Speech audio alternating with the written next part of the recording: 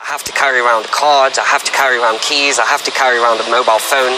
I think transhumanism is the step to put all of that inside my body so that not only my brain is smart, but my body is too. A nice big breath in.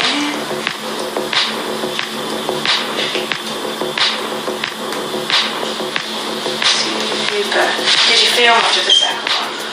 Not as bad as the first one. Yeah. Feel a bit of a pinch. It's the only way that we can progress. We've made all sorts of technology to do all sorts of incredible things, but none of them respond to my biology. I can understand why people might think it's an extreme thing to do. I can understand why people might associate it with self-hatred or self-destruction, but really, I think it's a way to evolve. So we want to be sitting somewhere-ish around here, and then just relax, and then we're going to find where we're going to go. I have in my left hand an RFID chip, that's my door key. In my right hand, I have an NFC chip. That is my business card. In the middle of my right finger, I have a magnet that lets me sense EM fields. I have the contraceptive implant, a 3D printed kneecap, and now 2 LED implants.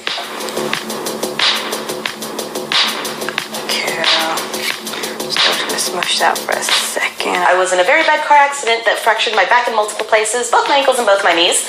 So my kneecap is completely 3D printed from the NHS. I've also had multiple needles up and down my spine repeatedly and multiple procedures.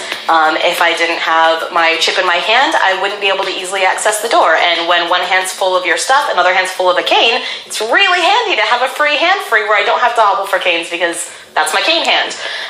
This one is my business card at the moment, but I can put on there all of my medical information. So if something happens and I'm incapacitated and I can't tell somebody my blood type, my medical history, and something goes wrong, they can look it up and they can see all of my medical information and make me safer if I have to go to the hospital. You can only see one above the skin, but there's actually 3 bits of test node in there. I call myself either a biohacker or a grinder or a practical transhumanist. They all basically mean the same thing. They all just mean somebody that takes transhumanism into their own hands. You get sterile tools, you get a little sterile field out, which is like a little sterile fold out thing that stops you getting germs everywhere. And then you cut a hole, maybe that's with a scalpel, maybe that's with a needle, whatever it is, it comes out of a sterile package. You put whatever device it is in the hole. Sometimes you need stitches, most of the time you don't. Most of the time stereo strips are fine, and then you take care of the wound until it heals up, and then you say, that worked, or bummer, that didn't work. In theory, I care what happens to me. In practice, I don't really care what happens to me so much as I care about data. So I would much rather do an interesting experiment that might have some risk to it than not do the experiment because there's risk.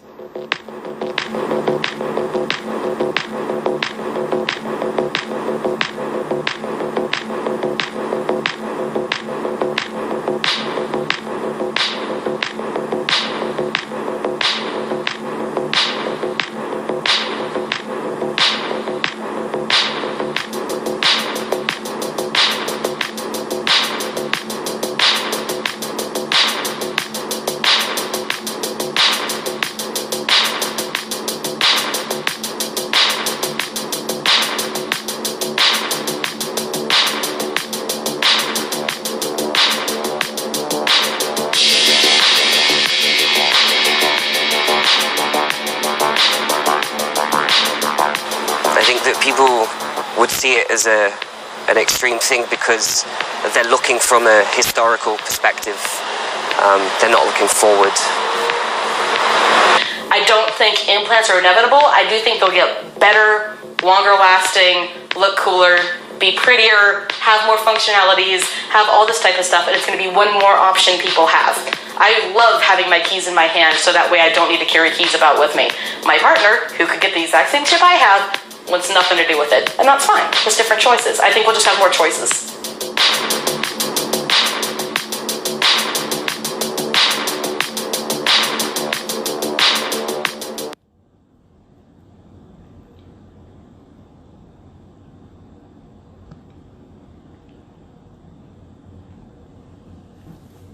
Revelation chapter 13, verse 16.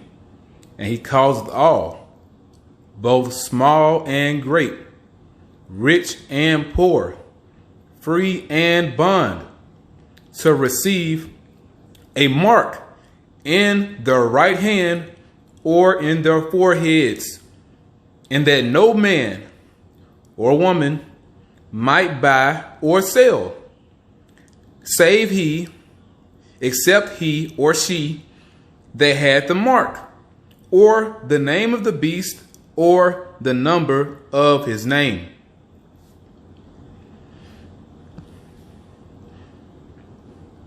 Barakatah Yahweh, Barakatah Yahawashi, Barakatah Yahweh, Barakatah Yahawashi, Barakatah Yahweh, Barakatah Yahawashi, Barakatah Yahweh, Barakatah Yahawashi. Bahasham Rakak Wadash. Double honor to our apostles and elders of Great Millstone who still rule well. Peace and blessing to the elect of Israel. Shalom. This truth is only for the elect. Welcome to another update of the mark of the beast is indeed the RFID chip. The mark of the beast is not philosophies.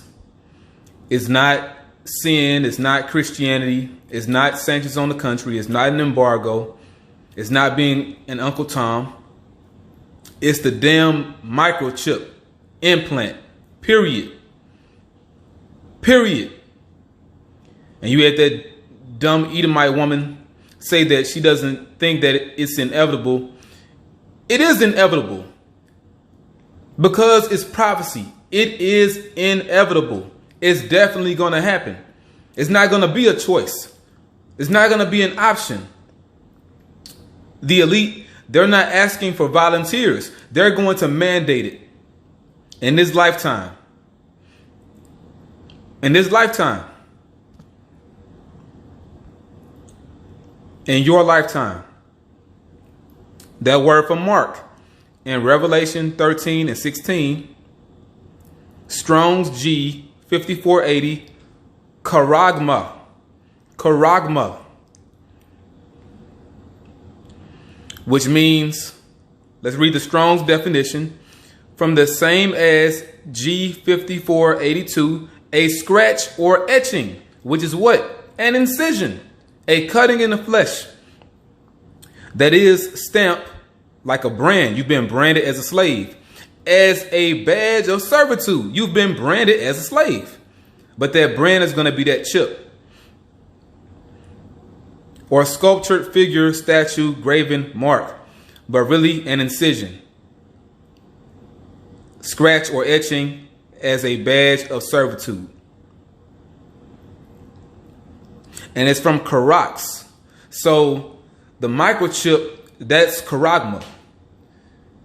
And you have this word here, G5482, Karax, which means a pale or stake, a palisade. So they have you fenced in. All right? You're going to belong to them. You take that chip. Now it says, let's read the Strong's definition. From karaso, to sharpen to a point. So this is the hypodermic needle. That's what it's talking about. That they use to cut into your flesh, to incise or puncture your flesh, to insert that chip. So the microchip is charagma. The hypodermic needle is the karax. You know, and they're going to insert that chip in you, man. Okay? Which the chip itself goes into karax because they're gonna, you know, stake it in you. All right, your ground or your flesh being the ground, and that chip being the stake, and they're staking their claim, like Elder Apostle Gabar says. That's them saying that you belong to them if you take it. So there's going to come a point in time when your life is going to be on the line. You're going to have to make a decision.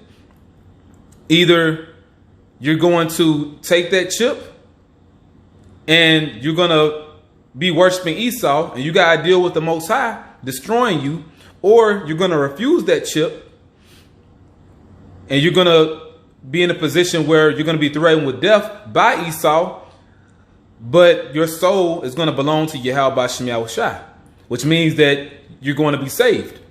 It's either one way or the other. It's no in between. It's no in between. Plain. This is plain.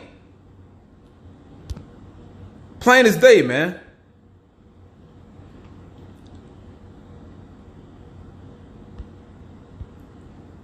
St. John chapter 12 and verse 25. He that loveth his life shall lose it, and he that hateth his life in this world shall keep it unto life eternal. So you taking that chip, that's you loving your life in this world, and you're going to lose your life. You're going to lose your seat in the kingdom. If you're an Israelite, you're going to be in the kingdom, but you have to die and come back, and you're going to have a low position in the kingdom of heaven. You're going to be the least in the kingdom of heaven. And he that hateth his life in this world, which are those that are not going to take that chip, shall keep it unto life eternal. You're going to be crowned. You're going to have that everlasting life. The Lord is going to grant you immortality. But this is gravely serious, man, because you are held accountable for what you teach. If you're saying that the microchip is not the mark of the beast, and you're saying the mark of the beast is anything else other than the chip, you will be held accountable, man. The Lord said it. Every idle word that men shall speak, they shall give account thereof in the day of judgment. So those are idle words, man. Saying that the mark of the beast is something else. Okay. The mark of the beast is dealing with the Amber Geiger case. All right. How the brother of the deceased was wanting to have mercy on that Edomite dog and giving her a hug and hopes that God has mercy on her soul, saying that that's the mark of the beast. Are you kidding me? How in the hell can you buy and sell with that? And how can the mark of the beast be sanctions on the country when sanctions on the country forbid you from trading? But with the mark of the beast, you can buy and sell. You can make business transactions, but sanctions on the country that hinders you from making international business, which is dealing with trading anyway. And it didn't say countries. It was going into people within this caste system, within Esau society. No matter what your status is, you're going to be called to take that chip if you want to function in this society, man. Even now, you know, when I was at work earlier, Jake's on my job, they were telling me that these new state driver's licenses, they're going to have stars on them. And after a certain date, I want to say sometime next year, around October, you know, the date could be off a little bit, but there's going to come a point in time when they're not going to allow you to fly on a plane or do business in a federal building unless you have that star on your driver's license. And he said that they're calling this driver's license the real ID. You know, so this thing is here, man. But see, they really want to make that chip the real ID and the end all be all to do everything. Also at my job, you know, which I'm not going to tell you where I work at. I work in a plant, but that's, you know, that's all I'm going to say. They're also setting up the Internet of Things at my job. You know, communication between objects, communication between computers, everything synchronized. So prophecy speaking, man. Prophecy is speed.